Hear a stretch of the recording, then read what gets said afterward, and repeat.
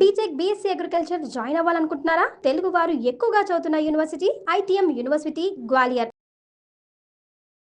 నమస్తే గురుగారు. నమస్తే అమ్మ. సో ప్రతిరోజు వారంలో పుట్టిన వాళ్ళ లక్షణాలు తెలుసుకుంటున్నాం కదా, అందులో భాగంగా బుధవారం పుట్టిన వాళ్ళ లక్షణాలు ఎలా ఉంటాయో తెలుసుకుందాం. శ్రీమాత్రే నమః, శ్రీ గురుభ్యో నమః.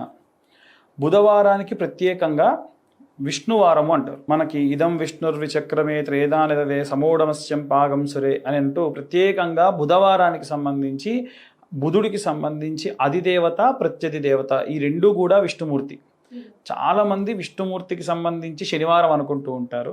కాదండి, విష్ణుమూర్తికి సంబంధించి బుధవారం చాలా ప్రత్యేకం. మనం వినాయకుడిని ఎక్కువ శాతం కొలుస్తూ ఉంటారు.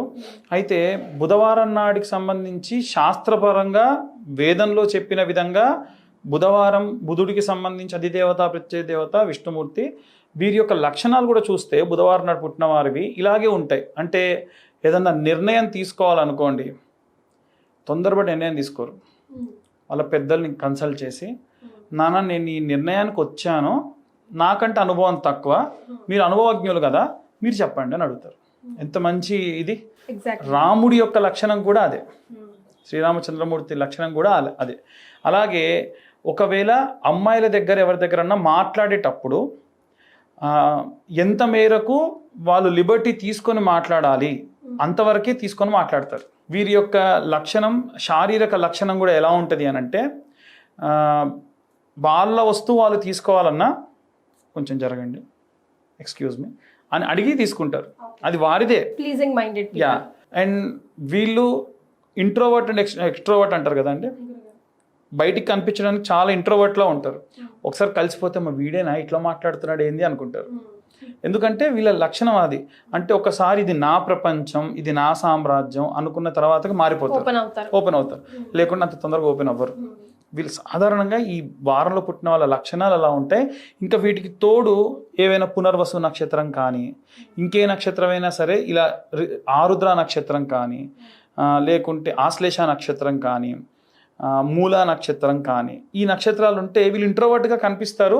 బట్ ఒకసారి వాళ్ళు కనుక ఎక్స్పోజ్ అయితే ఫ్లో బాగా ఉంటుంది. వాళ్ళు మన అన్న వాళ్ళ దగ్గరే ఓపెన్ అప్ అవుతారు. అదర్వైజ్ వాళ్ళ పని వాళ్ళు. ఫస్ట్ ఆఫ్ ఆల్ ఏంటంటే వాతావరణాన్ని వాళ్ళకి అనుకూలంగా ఉందా లేదా చెక్ చేసుకొని మాట్లాడతారు. ఇలా వీళ్ళు ఎక్కువగా సెల్ఫీస్కి, ఫొటోస్కి ఇష్టపడరు. ఓకే. అంటే పబ్లిక్ డొమైన్లోకి రావడానికి అంత ఇష్టపడరు. అలా ఉంటుంది. కొంతమంది ఇప్పుడు ఉదాహరణకు పెద్ద పెద్ద స్టార్స్ వాళ్ళ పిల్లలు చూసాం అనుకోండి, వాళ్ళు రీసెంట్గా వెంకటేష్ గారు కూతురు మొన్నమొన్నటి దాకా అసలు బయటికి రాలి, ఎలా ఉంటారో కూడా తెలియదు. రాజేంద్ర ప్రసాద్ గారు అబ్బాయి ఎలా ఉంటారో తెలియదు మనకు మొన్నమొన్నటి దాకా. ఇలా ఉండే అవకాశం ఉంటుంది అనమాట. ఈ వారంలో పుట్టేటువంటి వాళ్ళు ఇలా ఉండేటువంటి అవకాశం ఉంటుంది. అయితే బుధవారానికి విశేషత మనకి విష్ణుమూర్తి అని చెప్పాం కదా. ఎవ్వరు వ్యాపారం ప్రారంభించాలన్నా వ్యాపారం ప్రారంభించేది బుధవారం నాడే ప్రారంభించాలి. ఓకే. యా. అయితే బుధవారంని మన శాస్త్రంలో ఇంకోటి అంటారు, వారానికి సంబంధించి కాదు, గ్రహాన్ని నపుంసకత్వానికి గుర్తుగా బుధవారాన్ని సూచిస్తారు. అందుకని ఎవరు వ్యాపారం ప్రారంభించినా అక్కడికి హెజ్జాలు ఎక్కువగా వస్తారు.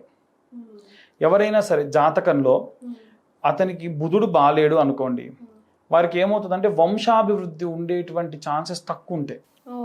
బుధగ్రహానికి సంబంధించి దోషం ఉంటే వాళ్ళు ఏం చేయాలంటే, ఎవరన్నా తెలిసిన ఒక హెజ్జా ఉన్నారనుకోండి, వారి ఫోన్ నెంబర్ తీసుకొని వాళ్ళని పిలిచి, అమ్మ నేను మీకు ఒక చీర పెడతాను అని చెప్పి, ఆకుపచ్చ రంగు చీర, తులసి మాల ఉంటుంది కదా, ఆకుపచ్చ రంగు తులసి మాల వేసి, ఎంతో కొంత మీకు తోచిన దక్షిణ ఇచ్చి, కాస్త గాజులు, ఆకుపచ్చ రంగు గాజులు ఇచ్చి వాళ్ళకి దండం పెట్టేసి పంపించండి. ఇలా చేస్తే వ్యాపారం అభివృద్ధి లేని వాళ్ళకు వ్యాపార అభివృద్ధి కలుగుతుంది. సంతానానికి సంబంధించి ఇబ్బంది ఉన్నటువంటి వాళ్ళకి సంతానాభివృద్ధి కలుగుతుంది. అలాగే ఎవరైనా సరే వ్యాపారం నడుస్తూ ఉంది, ఉన్నట్టుండి పార్ట్నర్స్ అంతా వెళ్ళిపోయి ఒక్కళ్ళే అయిపోయారు అనుకోండి, ఎప్పుడు బుధవారం నాడు పౌర్ణమి వచ్చిన, ఉదాహరణకి ఈ పౌర్ణమి మనకు 11వ తారీఖు వచ్చేటువంటి పౌర్ణమి ఏదైతే ఉందో, ఆ పౌర్ణమి బుధవారం నాడు వస్తుంది.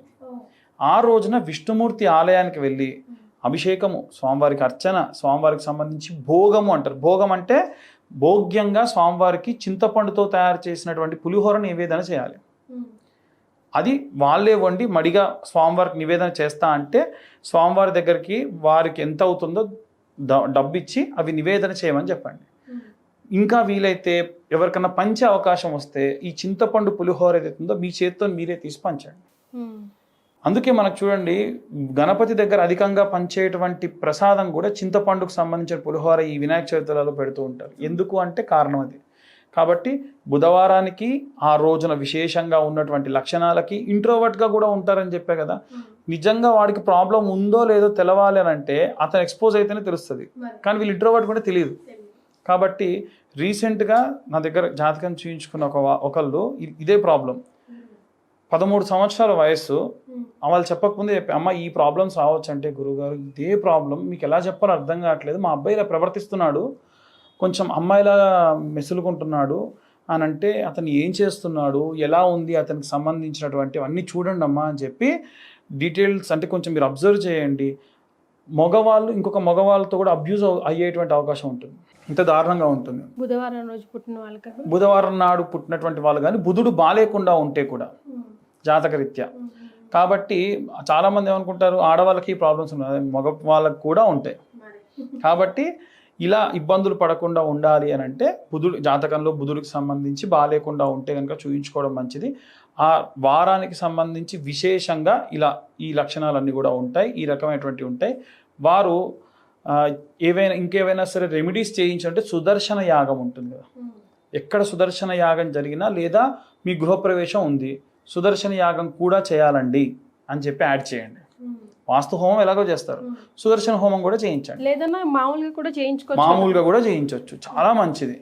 ఆ సుదర్శన హోమంలో చేసేటప్పుడు స్వామివారికి సంబంధించి ఓం క్లీం కృష్ణాయ పరమాత్మనే ప్రణతక్లేశ నాశాయ గోవిందాయ నమో నమః అన్న మంత్రంతో స్వామివారికి సంబంధించినటువంటి ప్రత్యేకమైనటువంటి ఆ చక్రనామాలు ఉంటాయన్నమాట.